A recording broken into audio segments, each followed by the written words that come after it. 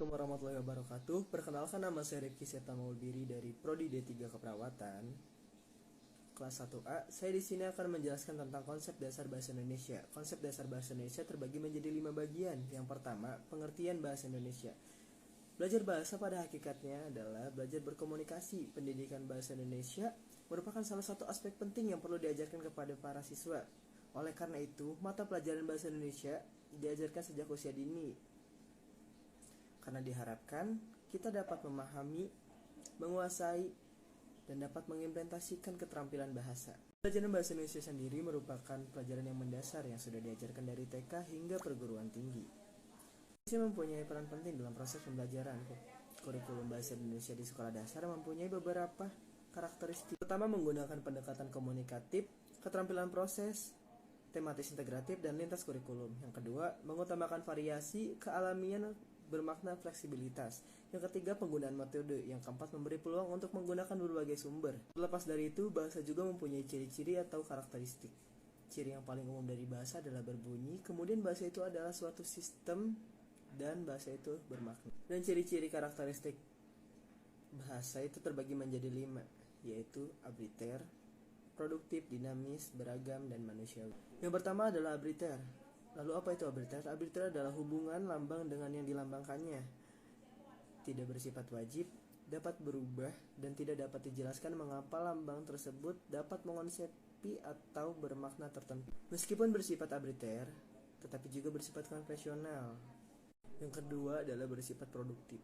Bahasa bersifat produktif artinya dengan sejumlah besar unsur-unsur yang terbatas dapat dibuat satuan-satuan unsur yang hampir tidak terbatas. Lalu yang ketiga, bahasa itu bersifat dinamis. Lalu apa itu dinamis? Dinamis adalah bahasa itu tidak terlepas dari berbagai kemungkinan perubahan sewaktu-waktu terjadi. Perubahan itu dapat terjadi pada aturan apa saja. Salah satunya adalah perubahan fonologis, morfologis, sintaksis, dan sinematik dan leksikon. Yang keempat, bahasa itu bersifat beragam. Meskipun bahasa mempunyai kaidah atau pola tertentu, namun karena bahasa tersebut digunakan oleh penutur heterogen atau mempunyai kebiasaan atau sosial yang beragam, maka bahasa itu menjadi beragam, baik dalam tataran fonologis, morfologis, sintaksis, maupun pada tataran leksikon. Yang kelima, bahasa itu bersifat manusiawi. Bahasa sebagai alat komunikasi verbal hanya dimiliki manusia. Hewan tidak mempunyai bahasa yang dimiliki sebagai alat komunikasi. Lalu selanjutnya ada bahasa Indonesia baku. Istilah bahasa baku merujuk pada penggunaan bahasa yang mengikuti standar tertentu, yang tentunya melampaui batas daerah.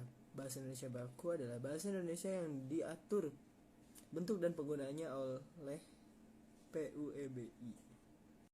Adapun ciri-ciri bahasa baku yaitu ada 3. Yang pertama, memiliki kemantapan dinamis yang berupa kaidah dan aturan yang tetap. Artinya, bahasa baku tidak dapat berubah setiap saat. Yang kedua, bersifat kecendekiaan.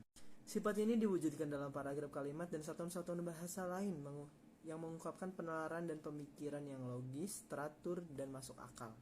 Yang ketiga, keseragaman. Di sini, istilah baku dimaknai memiliki kaidah keseragaman. Proses penyeragaman bertujuan menyeragamkan kaidah, bukan menyeragamkan laras bahasa, variasi bahasa, atau laras bahasa. Ada beberapa ciri yang kita dapat simpulkan untuk mempertimbangkan kebakuan suatu kalimat. Salah satunya pelesapan imbuhan. Yang kedua, pemborosan kata. Yang ketiga, penggunaan kata yang tidak baku. Yang keempat, penggunaan kata hubungan yang tidak tepat. Yang kelima, kesalahan ejaan. Yang enam, pelesapan salah satu unsur kalimat. Lalu selanjutnya ada fungsi-fungsi bahasa Indonesia. Fungsi bahasa Indonesia terbagi menjadi beberapa bagian. Yang pertama, fungsi bahasa Indonesia sebagai bahasa negara. Bahasa resmi negara, bahasa pengantar resmi di lembaga-lembaga pendidikan, bahasa resmi dalam hubungan tingkat nasional, bahasa resmi di dalam pengembangan kebudayaan dan kemanfaatan ilmu, pengetahuan, serta teknologi. Dalam fungsinya sebagai bahasa resmi, bahasa Indonesia digunakan sebagai pengantar dalam komunikasi resmi. Lalu yang kedua ada fungsi bahasa Indonesia berdasarkan tujuan. Yang pertama ada fungsi kultur. Fungsi kultur adalah bahasa untuk menyimpan, menyebarluaskan, mengembangkan kebudayaan. Yang ketiga ada bahasa artistik. Bahasa yang digunakan merupakan alat untuk menyampaikan keindahan. Lalu ketiga ada bahasa politik. Bahasa yang digunakan untuk menyelenggarakan administrasi negara dan menjalankan pemerintahan. Yang keempat, ada bahasa edukatif, bahasa yang digunakan untuk menyampaikan dan mengembangkan iptek. Lalu yang terakhir ada ruang lingkup pembelajaran bahasa Indonesia. Pembelajaran bahasa Indonesia diarahkan untuk meningkatkan kemampuan peserta didik dalam berkomunikasi dengan baik dan benar. Ruang lingkup mata pelajaran bahasa Indonesia mempunyai beberapa aspek. Salah satunya, yang pertama aspek mendengarkan, yang kedua aspek berbicara, yang ketiga aspek membaca, yang keempat aspek menulis, yang keempat aspek kesastraan, dan yang kelima aspek kosakata. Keenam aspek tersebut merupakan satuan yang erat hubungannya. Sekian dari saya. Kurang lebihnya mohon maaf. Assalamualaikum warahmatullahi wabarakatuh.